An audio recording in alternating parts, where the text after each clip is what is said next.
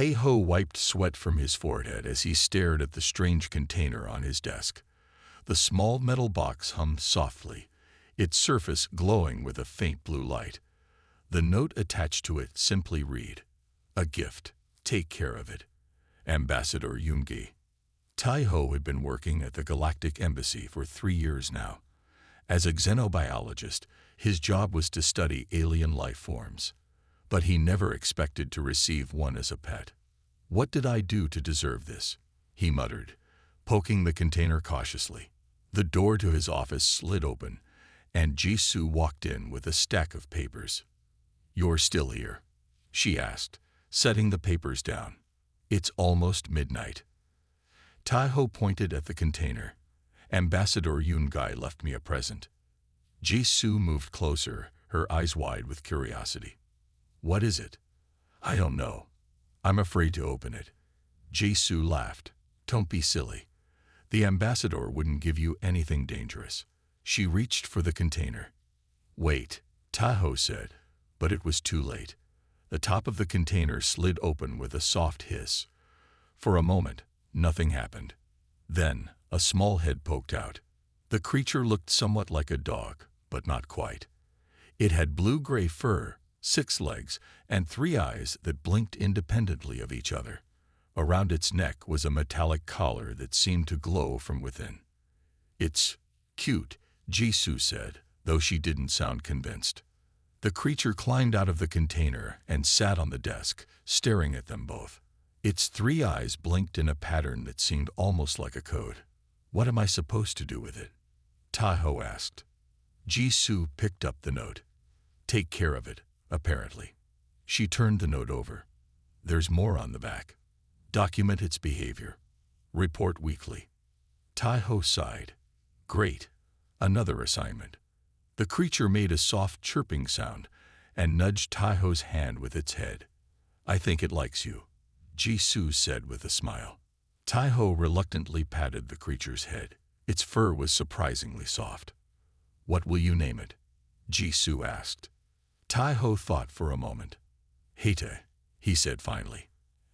"After the mythological creature." "Heta," Jisoo repeated. "I like it." The creature, Heta, chirped again, as if approving the name. "You can't keep it in your office," Jisoo said. "You'll have to take it home." Taiho groaned. His small apartment barely had room for him, let alone an alien pet. But an assignment from the ambassador was not something he could refuse. "Fine," he said. He picked up Heta, who settled comfortably in his arms. The metallic collar felt cold against his skin. "That collar looks advanced," Jisoo said, examining it closely. "Maybe it's how they track it. Or control it," Taiho suggested. "It seems too smart for a regular pet." Jisoo frowned. "Be careful, Taiho. We don't know much about this species. It's not in any of our databases." "What? How is that possible? We have records of almost every species in the Galactic Conclave." "Almost," Jisoo emphasized. "This one might be new. Or what? Or someone doesn't want us to know about it." Heta chirped again, looking between them as if following their conversation. "I'll be careful," Taiho promised. "And I'll document everything, like the ambassador asked." Jisoo didn't look reassured. "Call me if anything strange happens." Taiho nodded, though he wasn't sure what would count as strange with an alien pet. Later that night, Taiho sat on his couch, watching Heta explore his apartment. The creature moved with surprising grace on its 6 legs, examining everything with great interest. The collar around its neck occasionally pulsed with light, especially when Heta seemed curious about something. Taiho made notes on his tablet, as instructed. "What are you really?" he asked softly. Heta turned all 3 eyes toward him, blinking in that strange pattern again. Then, to Taiho's surprise, it arranged his scattered magazines into a perfect circle on the floor. "That's not normal pet behavior," Taiho said, quickly recording the incident. As he got ready for bed, Taiho couldn't shake the feeling that he was being watched. Not by Heta, but by something else. Something watching through the strange collar that was never meant for a dog. A week passed since Tai-Ho brought Heta home. Each day, the alien pet showed more unusual behaviors. This morning, Tai-Ho woke to find Heta sitting in front of his computer. The screen was on, showing a document about Earth's history. Tai-Ho was sure he had turned the computer off last night. "How did you do that?" he asked, rubbing his eyes. Heta turned its 3 eyes toward him and made a soft chirping sound. The collar around its neck pulsed briefly with blue light. Tai-Ho made a note in his tablet. This was the 5th strange thing this week. Yesterday, he had found Heta arranging his kitchen spoons by size. The day before, the creature had fixed his broken clock. His phone rang. It was Jisoo. "I found something," she said without greeting. "Can we meet?" An hour later, they sat in a small coffee shop 3 blocks from the embassy. Jisoo looked tired, with dark circles under her eyes. "I've been searching all the databases I can access," she said, keeping her voice low. "There is no record of any species that matches Heta." "Nothing." Tai-Ho frowned. "That's impossible. The Galactic Conclave has records of every known species." "Exactly," Jisoo said. "Either this is a brand new discovery, or someone is hiding something." Tai-Ho finished. Jisoo nodded. "And there's more. Ambassador Yoongai has been asking other staff about you, about your work, your home, your habits." "Why would he do that?" "I don't know, but I think it has something to do with Heta." Jisoo leaned closer. "Have you noticed anything strange?" Tai-Ho thought about all the notes he had made. Heta isn't a normal pet. It's too smart. It solves puzzles, arranges things in patterns, and I swear it understands our conversations. "What about the collar?" "It glows sometimes, especially when Heta seems interested in something." Jisoo bit her lip. "I think we should try to look at that collar more closely." "The ambassador wants me to bring Heta in tomorrow for a checkup," Tai-Ho said. "I could try to get a scan of the collar then." "Be careful," Jisoo warned. "I don't trust the ambassador." When Tai-Ho returned home, he found Heta sitting perfectly still in the middle of the living room. Around the creature, Tai-Ho's books were arranged in a perfect circle, all open to pages showing star maps. "What are you trying to tell me?" Tai-Ho asked quietly. Heta blinked its 3 eyes in that strange pattern again. Then it walked to Tai-Ho's tablet and put a paw on it. The screen lit up, showing a message. "CHFY." Tai-Ho's heart raced. He hadn't written that message. He looked at Heta, who was staring at him intently. Slowly, Tai-Ho reached for the collar. As his fingers touched the metal, the collar grew warm. Heta sat very still, allowing him to examine it. The collar had no visible opening or clasp. It seemed to be a seamless ring of metal, but as Tai-Ho turned it, he noticed tiny markings on the inside. They weren't alien symbols as he had expected, but very small Korean characters. "This is impossible," he whispered. His phone rang again, making him jump. It was Ambassador Yoongi. "Dr. Kim," the ambassador's voice was cold. "I will come to your apartment tomorrow morning to check on the pet. Make sure everything is in order." "Yes, Ambassador," Tai-Ho said, his mouth dry. After hanging up, Tai-Ho looked at Heta. "We're in trouble, aren't we?" The creature chirped once, a sound that seemed like agreement. That night, Tai-Ho couldn't sleep. He kept thinking about the Korean characters on the collar, the ambassador's strange interest, and Jisoo's warnings. None of it made sense. Around midnight, he heard a soft noise from the living room. He found Heta pressing buttons on his television remote in a specific sequence. The TV turned on, but instead of normal channels, it showed what looked like a message in code. The collar around Heta's neck was glowing brighter than ever before. As Tai-Ho watched in amazement, the collar suddenly made a clicking sound. Something was about to change, and Tai-Ho had a feeling there was no going back. The collar made another click, then another. Tai-Ho stepped back, unsure what was happening. "Hate," he whispered. The collar's light grew brighter, filling the dark room with a blue glow. Tai-Ho shielded his eyes. Suddenly, he heard a small pop, and the light vanished. When he looked again, the collar had a small crack in it. "The ambassador will be angry," Tai-Ho said, reaching for the collar. As his fingers touched the metal, the crack widened. The collar split open and fell to the floor with a metallic clang. For a moment, nothing happened. Then Hada began to change. The creature's body stretched upward. Its 6 legs merged into 2 legs and 2 arms. Its blue-gray fur disappeared, revealing skin. The 3 eyes melted into 1 pair of normal human eyes.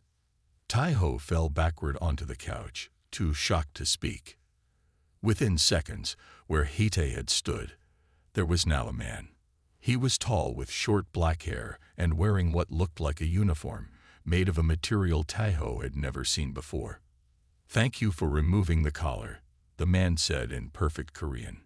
He rubbed his neck where the collar had been. It was getting uncomfortable. Tai-Ho opened his mouth, closed it, then opened it again. "Who? What? Who are you?" The man bowed slightly. "My name is Du Yun. I am an intelligence officer from the Nara Collective." "The Nara Collective," Tai-Ho repeated. "I've never heard of it." "Of course not," Du Yun said. "The Galactic Conclave doesn't want you to know about us." Tai-Ho's mind raced. Nothing made sense. "But you were a dog, an alien dog." Du Yun smiled. "I was never a dog. The collar created that illusion. It's a perception filter designed to make me appear as a harmless pet to anyone who saw me. But why? Why pretend to be a pet? It was the safest way to observe and make contact." Du Yun explained. "The collar translated what I said into chirps and kept my true form hidden." Tai-Ho pointed at the broken collar on the floor. "The markings on it are Korean. How is that possible?" Du Yun's expression became serious. "Because it was made by humans, Dr. Kim. Humans who left Earth a long time ago." Tai-Ho shook his head. "That's impossible. We only joined the Galactic Conclave 20 years ago. We've barely mastered interstellar travel." "That's what they want you to believe," Du Yun said. He picked up the broken collar. "This technology is human in origin. Your ancestors were much more advanced than you know." Before Tai-Ho could respond, his phone rang. It was Ji-Soo. "Tai-Ho, thank goodness you answered." She sounded panicked. "The ambassador is on his way to your apartment now. I just heard him tell security." "Now? It's the middle of the night." "I think he knows something," Ji-Soo said. "Be careful. I'm coming too." Tai-Ho ended the call and looked at Du Yun. "The ambassador is coming. We need to hide you." Du Yun shook his head. "It's too late for that. The moment the collar broke, he would have been alerted." "What? How?" "Because he's not who you think he is," Du Yun said grimly. "Ambassador Yungai is not human." Tai-Ho felt like the room was spinning. Not human. But he looked human. "Just as I looked like a pet," Du Yun reminded him. He picked up the pieces of the collar. "This was never meant to control me. It was meant to protect me. And you." "Protect us from what?" Du Yun looked at the door. "From them. The ones who have been keeping Earth in the dark for centuries." A loud knock shook the apartment door. "Dr. Kim," came Ambassador Yoongi's voice. "Open the door immediately." Du Yun gripped Tai-Ho's arm. "We don't have much time. You need to know the truth about humanity." Another loud knock. "Open the door, or we will break it down," the ambassador called. Tai-Ho looked from the door to Du Yun, his mind racing. "Tell me," he said. "Tell me what's really going on." "Hide in the bathroom," Tai-Ho whispered urgently to Du Yun. "I'll try to keep him busy." Du Yun nodded and slipped away, taking the broken collar with him. Tai-Ho took a deep breath and opened the door. Ambassador Yungai stood there, his face blank. Two large security guards stood behind him. Dr. Kim, the ambassador said coldly. Where is the pet? It ran away, Tae-ho lied. I opened the window and it jumped out. The ambassador's eyes narrowed. Impossible. That creature cannot survive in Earth's atmosphere without its collar. Tae-ho's heart raced. The ambassador had just confirmed what Do-yun said. Search the apartment. Yoon-gai ordered the guards. As they pushed past Tae-ho, the front door opened again. Jisoo stood there, out of breath. Dr. Kim, I came to bring you these reports, she said quickly, holding up a folder. The ambassador looked annoyed. Dr. Park, this is not a good time. I'm sorry, sir, Jisoo said, stepping inside anyway. But these reports are very important. They show strange energy readings in this building tonight. The ambassador's expression changed. What kind of energy readings? While Jisoo kept the ambassador busy with the reports, Tae-ho saw one of the guards approach the bathroom. Before he could warn Do-yun, there was a flash of light and a loud thud. Everyone turned to see the guard lying unconscious on the floor. Do-yun stood over him, holding a small device that glowed blue, similar to the light from the collar. Enough games, Do-yun said, stepping forward. Ambassador Yoon-gai's face twisted with anger. Nara spy. How did you break the collar? This human helped me, Do-yun said, nodding at Tae-ho. They're smarter than you think.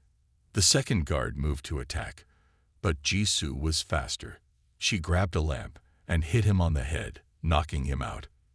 The ambassador backed towards the door. You've made a terrible mistake. The suppressors will not allow this. Do-yun pointed his device at Yoon-gai. You won't make it back to the embassy. The ambassador's form began to shift and blur. His skin turned gray and his eyes grew larger. Before their eyes, he transformed into a tall, thin creature with 4 arms. This isn't over, the alien hissed, then jumped out the open window. Jisoo stared in shock. What just happened? What was that thing? That, Do-yun said grimly, was a suppressor. One of many aliens who have been keeping humanity in the dark for centuries. Tae-ho collapsed onto the couch. You said you would explain everything. Now would be a good time. Do-yun nodded. The truth is simple but hard to believe. Humans are not new to space travel. Your ancestors reached the stars over 500 years ago. That's impossible, Jisoo said. We only developed faster than light travel 30 years ago. No, Do-yun corrected. You redeveloped it. When humans first reached the stars, they were far more advanced than you are now. What happened? Tae-ho asked. They met the Galactic Conclave, Do-yun explained. Most alien species feared humans. Humans learn quickly, adapt faster, and fight harder than any species they had encountered. So they attacked us? Jisoo asked. They were planning to, Do-yun said. But a group of humans proposed a solution.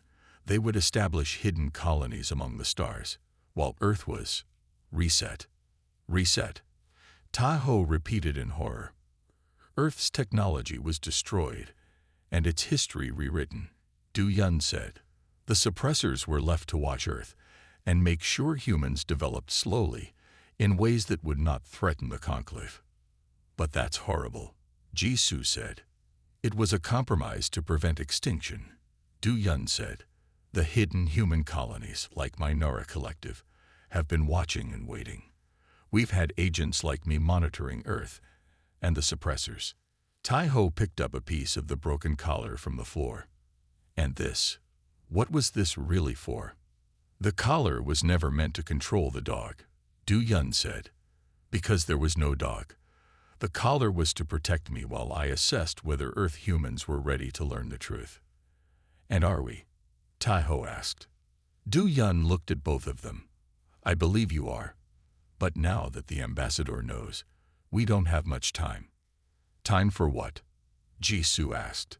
To wake Earth up, Do-yun replied. Before the suppressors shut you down forever. We need to leave, Do-yun said, looking at the unconscious guards on the floor. The ambassador will send more suppressors soon. Where can we go? Jisoo asked. If what you say is true, they control the embassy and probably the government too. Not all of it, Du-yun said. There are humans who know parts of the truth, people who have been helping us. Tai-ho was still trying to understand everything. Why did the ambassador give you to me? Why me? Du-yun grabbed a bag and began filling it with Tai-ho's things. Because you were getting too close. Your research on alien DNA was starting to show patterns that the suppressors didn't want found. What patterns? Tai-ho asked. That many alien species share DNA markers with humans, Du-yun explained. It suggests a common origin or influence. The suppressors have been hiding this for centuries. Jisoo's eyes widened. The missing link in my research. I could never figure out why certain species had similar genetic structures to humans. It didn't make evolutionary sense. The ambassador put me in your home to watch you, Du-yun continued, to see what you knew and who you told. The collar was supposed to let me observe without raising suspicion. But something went wrong, Tai-ho guessed. Du-yun smiled. Yes. You were kind to me. You paid attention. Most humans would have just kept a pet in a cage, but you treated me like a thinking being. It made me decide to contact you sooner than planned. A loud noise from outside made them all jump. We need to go now, Du-yun said. Grab only what you need. 5 minutes later, they were in Jisoo's car, driving away from Tai-ho's apartment building. In the distance, they could see strange lights in the sky. Those are suppressor ships, Du-yun said. They're looking for us. Where are we going? Tai-ho asked. To meet someone who can help us, Du-yun replied. A friend of mine. His name is Da-jung. Jisoo looked surprised. Wait, Da-jung. Tall guy, works in cybersecurity. I know him from university. Du-yun nodded. He's been helping the Nara Collective for years. His apartment has shielding that will hide us from suppressor scans. As they drove through the quiet streets, Tai-ho looked at the city around them. Everything seemed normal, peaceful. People had no idea that aliens walked among them, that their history had been erased. How many suppressors are there on Earth? He asked. Hundreds, Du-yun said. Maybe thousands. They look human most of the time. They control key positions in governments, science organizations, and especially space programs. And how many of your people? The Nara Collective. Fewer, Du-yun admitted. Maybe 50 active agents on Earth right now, but we have ships nearby, waiting. Jisoo took a sharp turn, checking the mirror. I think we're being followed. A black car had appeared behind them, moving fast. Drive faster, Du-yun urged. Take the next right, then the immediate left. Jisoo followed his directions, weaving through the streets. The black cars stayed with them. They found us faster than I expected, Du-yun said. He pulled out the same device he had used on the guard. I can disable their vehicle, but I need to be closer. Jisoo suddenly slammed on the brakes. The black car shot past them, and she quickly reversed and turned down a side street. Nice driving, Tai-ho said, holding onto his seat. I took evasive driving as an elective, Jisoo replied with a small smile. Never thought I'd use it against aliens. They reached a tall apartment building 10 minutes later, having lost their pursuers. Da-jung was waiting for them in the parking garage. You're early, he said to Du-yun. Then he saw Tai-ho and Jisoo. And you brought friends. The plan had to change, Du-yun said. The ambassador knows. Da-jung's face turned serious. Then we don't have much time. Come upstairs. There's something you all need to see. As they rode the elevator up, Tai-ho felt like his whole world had changed in just a few hours. Everything he thought he knew about human history, about his own research, even about his pet dog, had been a lie. And somehow, he had to help set things right. Da-jung's apartment was filled with computers. Screens covered the walls, showing maps, data, and strange symbols. Welcome to my humble home, Dad Jung said, locking the door behind them. It's not much, but it's shielded from suppressor scans. Tai-ho looked around in awe. How long have you been part of this? Since college, Dad Jung replied. My grandfather was one of the first contacts. He left me a message before he died, telling me to look for patterns in the stars. Do Yun walked to one of the computers. Show them what you found. Dad Jung nodded and typed quickly. A map appeared on the main screen, showing the galaxy. Dozens of small blue dots blinked across it. Each blue dot is a human colony, Dad Jung explained, hidden from the galactic conclave. Some have been there for centuries. So many, Ji-Su whispered. How is that possible? Humans are good at hiding, Du Yun said with a small smile, and good at building. The Nara Collective alone has over 10 million people now. Tai-ho tried to take it all in. What about Earth? How many people here know the truth? Very few, Dad Jung said. Maybe a few hundred worldwide. The suppressors are thorough. Anyone who gets too close to the truth has an accident. A red light started flashing on one of the computers. Dad Jung rushed over to it. We have a problem, he said, typing quickly. My security system detected suppressor communication signals. They're searching the area. How did they find us so fast? Ji-Su asked. Du Yun looked grim. They must have put a tracker on one of us. Everyone quickly checked their clothes and belongings. Ji-Su gasped when she found a small metal dot on the bottom of her shoe. My shoes were at the embassy yesterday, she said, pulling the dot off and crushing it. It's too late, Dad Jung said, pointing at a screen showing the street outside. 3 black cars had stopped in front of the building. We need to go, Du Yun said. Is the emergency exit clear? Dad Jung checked another screen. Yes, for now. But we need to hurry. Wait, Tai-ho said. We can't just keep running. We need to understand what we're fighting for. What's the plan, Du Yun? What does the Nara Collective want from us? Du Yun looked at each of them. We want to wake Earth up.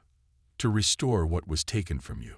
Humans deserve to know their true history and take their place among the stars. But how? Ji-Su asked. There's a facility, Du Yun explained. A hidden place under Seoul. It contains technology from before the reset. If we can reach it and activate it, we can broadcast the truth to everyone on Earth. And the suppressors will just let that happen? Tai-ho asked. Of course not, Du Yun replied. They'll try to stop us with everything they have. That's why we need help. Dad Jung was busy downloading files to a small device. I've been mapping the underground network for years. There's a way to get there, but it won't be easy. The building's lights suddenly went out. Emergency lights came on, casting red shadows across the room. They've cut the power, Dad Jung said. We have minutes, at most. Grab what you need, Du Yun ordered. We move now. As they rushed to gather supplies, Tai-ho saw something on one of the screens that made him freeze. It was a picture of his parents' house. They're at my parents' home, he said, pointing at the screen. Why would they go there? Du Yun looked grim. They know who you care about. They'll use anyone to get to us. We have to warn them, Tai-ho said, reaching for his phone. No, Du Yun grabbed his hand. Any call will lead them right to us. But my parents.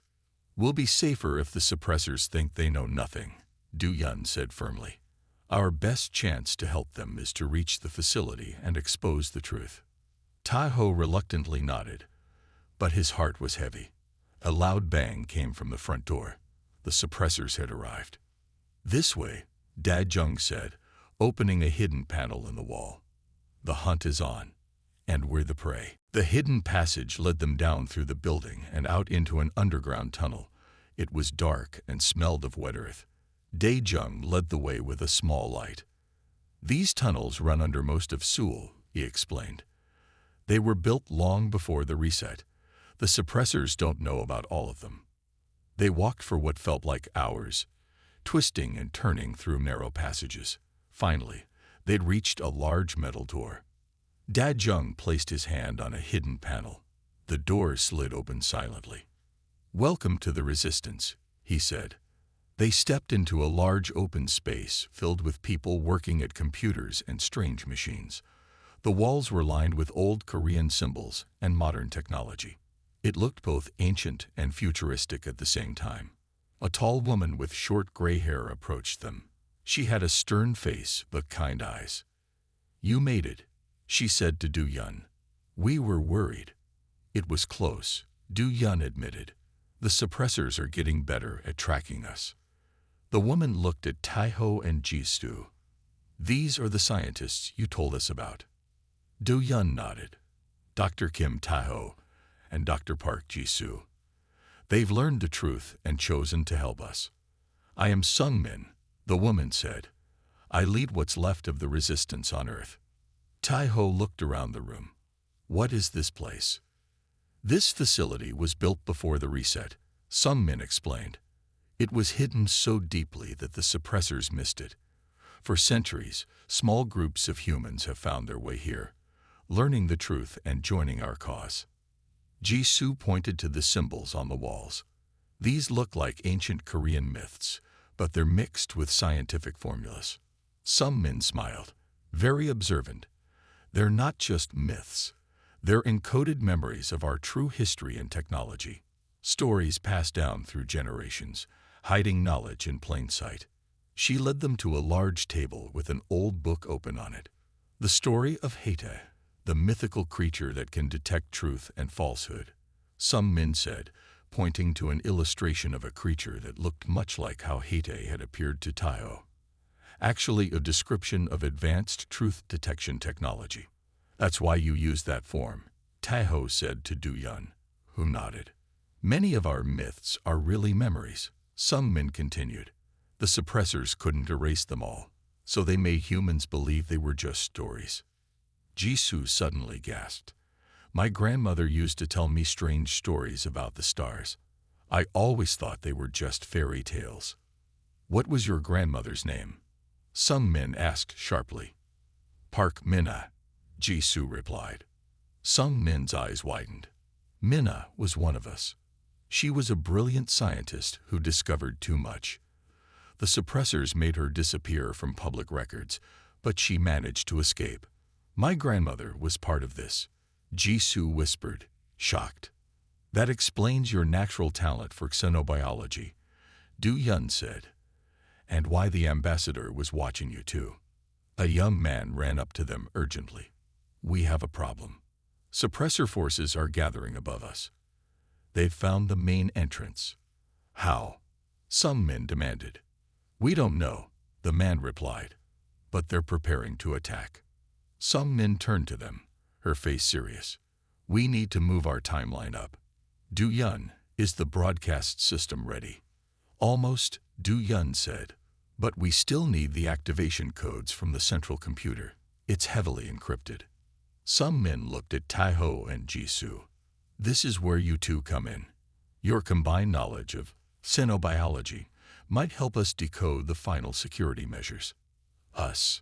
Taiho asked. "But we just learned about all this today. Yet you both have been studying the pieces of this puzzle your whole careers," Sung Min said. "Sometimes fresh eyes see what we cannot." An alarm began to sound throughout the facility. "They're coming," someone shouted from across the room. Sung Min's face hardened. "We're out of time. Dr. Kim, Dr. Park, will you help us wake up humanity?" Taiho looked at Jisoo, who nodded without hesitation. "Tell us what to do," Taiho said. "Tack." Sung Min led Taiho and Jisoo to a room at the back of the facility. Inside was a large machine that hummed with power. It looked ancient yet somehow advanced, with symbols and screens showing data. "This is our broadcast system," Sung Min explained. "It can send a signal to every electronic device on Earth, but we need the right code to activate it." Daejung was already at a computer, typing quickly. "The suppressors have breached the outer doors. We have maybe 20 minutes." Do Yun handed Taiho a small metal device. "This contains all the data from your research. plus what we've gathered about the suppressors. It might help. Taiho looked at the machine's main screen. It showed what looked like DNA strands, but with strange patterns he had never seen before. This looks like some kind of hybrid DNA, Jisoo said, studying the screen. Part human, part something else. That's exactly what it is, Sungmin said. Before the reset, humans had begun to merge their DNA with advanced technology.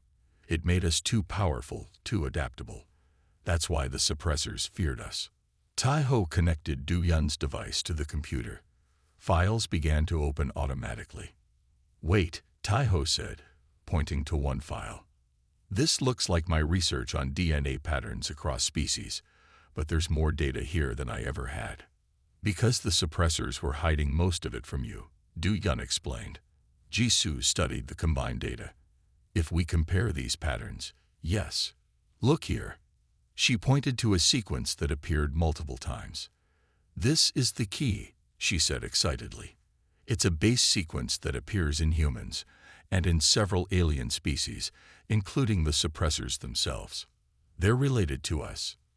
Taiho asked, surprised. Not related, Sungmin corrected. Created. Many alien species were originally engineered by ancient humans. An explosion shook the facility, sending dust falling from the ceiling. They're getting closer, Dajung warned. Taiho worked with Jisoo to enter the DNA sequence into the machine. The screen changed, showing a map of Earth with thousands of small dots. What are those? Taiho asked. Suppressor agents, Du Yun explained. Their positions all over the world. There are so many, Jisoo whispered. Another explosion, closer this time. We need to hurry, Sungmin urged. Jisoo continued typing. If humans created some of these species, there must be a backdoor, a way to prove it.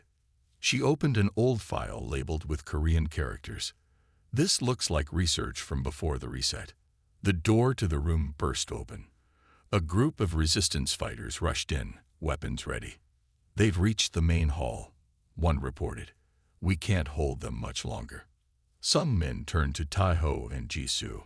Whatever you're going to do it now. Jisoo found what she was looking for. Here, the original genetic template. If we broadcast this alongside images of the suppressor's true form, everyone will see the connection.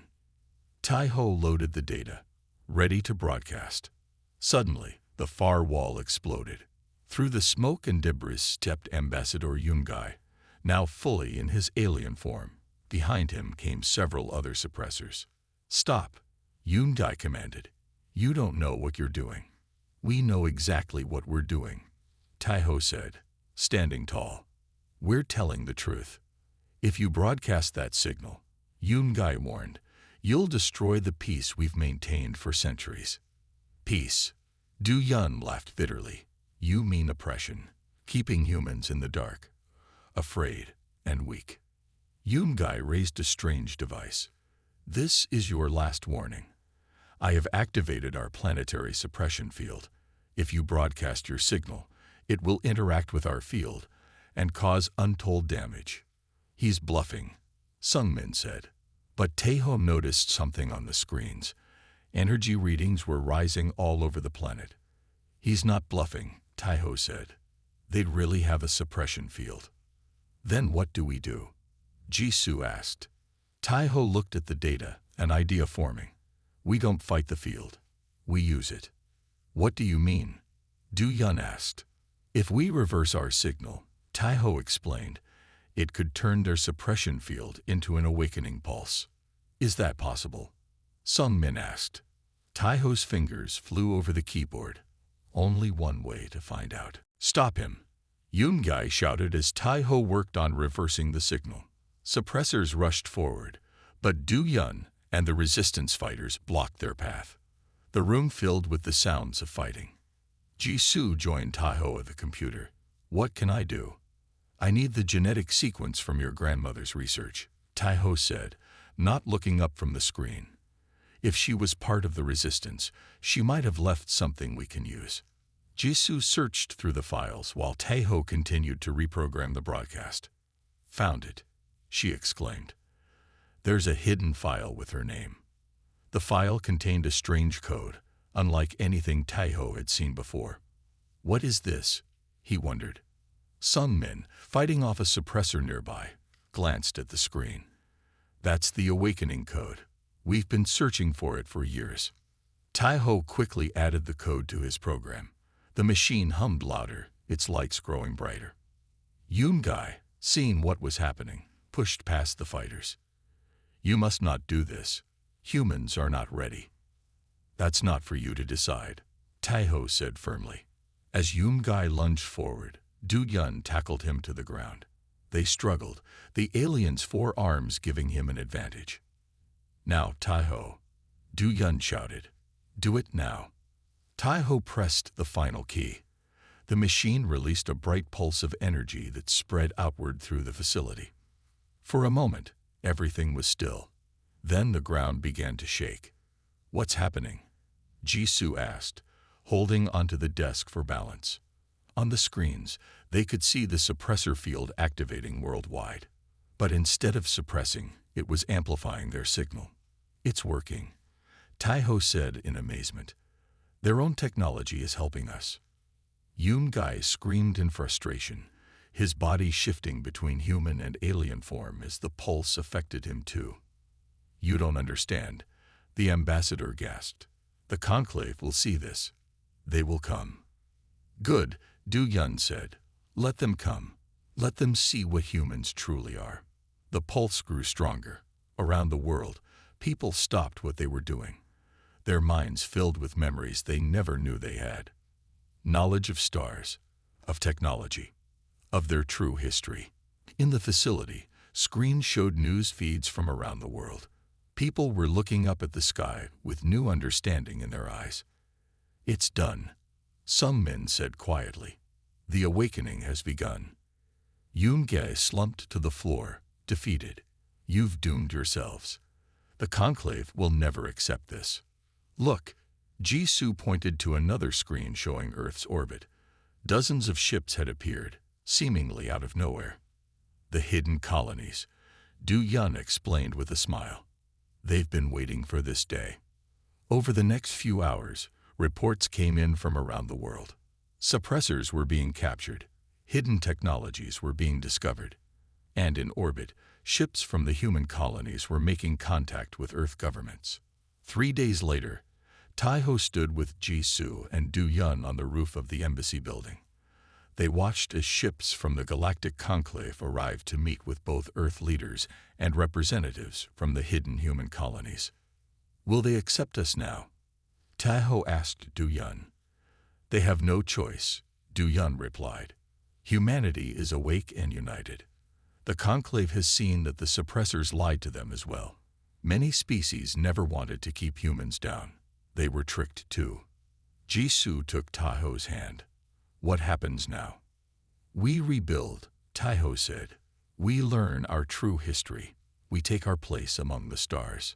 1 month later, Taeho visited the new galactic embassy. It was no longer controlled by suppressors, but staffed by humans and friendly alien species. In one of the parks outside, he saw humans walking with various alien creatures. Each alien wore a small collar similar to the one Heta had worn. "What are those?" Taeho asked a nearby official. "Translation devices," the woman explained. "They help humans understand alien languages and customs." The collar was never meant to control. It was designed for communication and understanding. Taeho smiled as he watched humans and aliens talking together. He thought of Do-yeon, now serving as an ambassador between Earth and the Nara Collective. "The collar was never for the dog," he said to himself. "It was for us, to help us understand when we were ready." He looked up at the stars, now filled with possibilities instead of mysteries, and felt truly awake for the first time.